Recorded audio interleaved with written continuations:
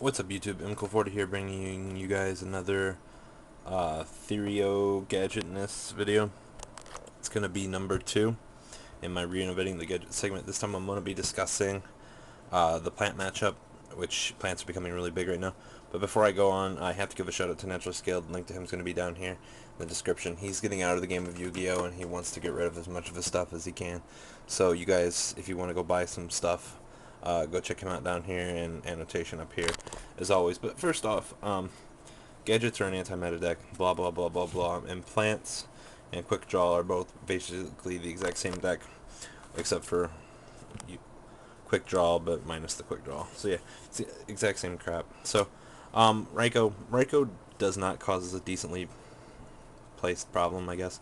The fact that I can just attack a gadget into it without setting anything else is a big advantage to me. And I mean, Raikou just does not seem like it's that good. Caius is problematic at times, sadly. I can't really explain on how Caius can be good.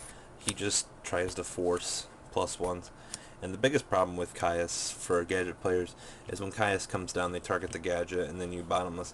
Yeah, in that case, it's an even, because the gadget gets removed, but it was already a +1 floater, so it creates an even status. But the fact that if you don't have an out for Caius, 2400 can be a big problem. But that's just Yu-Gi-Oh! So the next one, Debris Dragon and his fat ass. A lot of quick draw players can set Debris Dragon.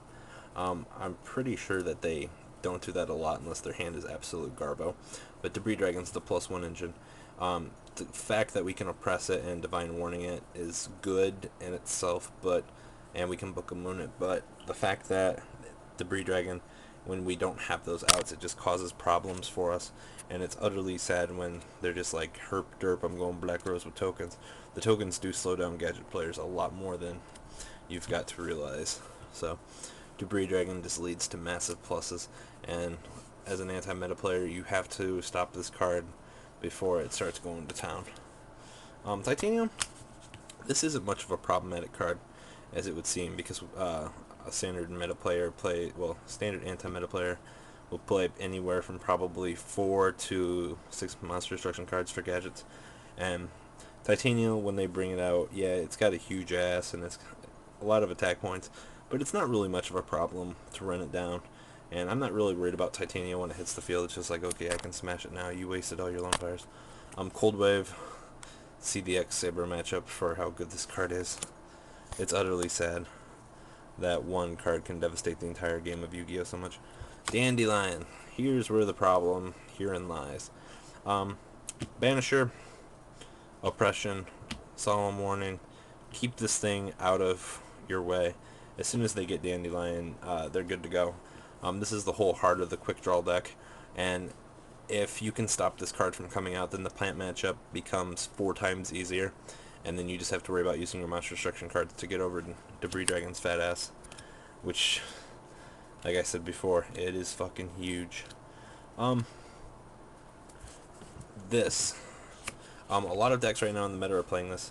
It is stressful to see this card come into play, just because of the fact that, hey guys, trap's done, derp derp, I'm stopping your thing. And since anti-meta players play a shit ton of fucking traps, we get screwed over by trap stun. There's just nothing we can really do about that.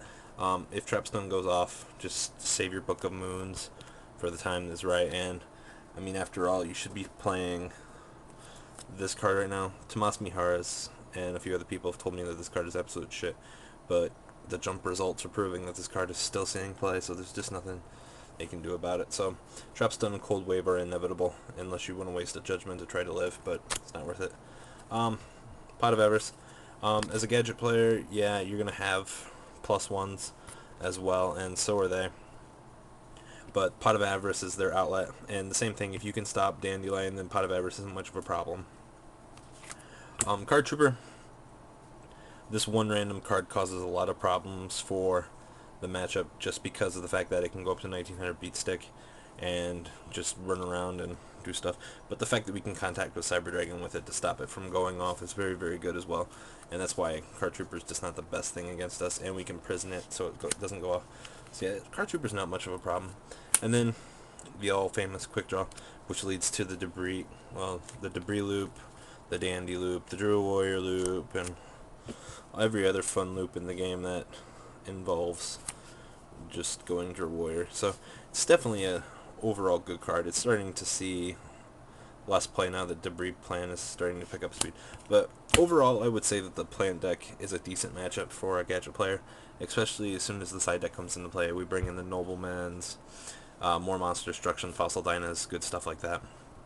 But just controlling the deck game one, make sure that the Dandy doesn't cause you a lot of problems.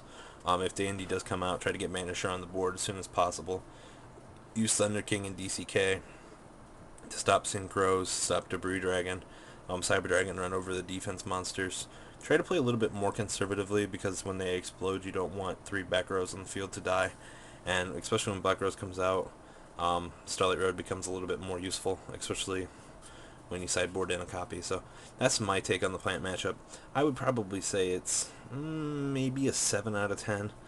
Just because a good plant player is going to know what to do against an anti-meta player, especially with Cold Wave and Trap Stun in their deck. So, it's definitely not the hardest matchup in the world, but it's definitely not the easiest.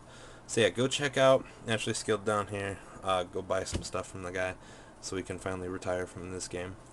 And up here as well. And let me know what you guys think of reviews like this. I'm not sure if I'm going to keep doing them. I'd like to. I just want to see what everybody has to say. So yeah, later guys.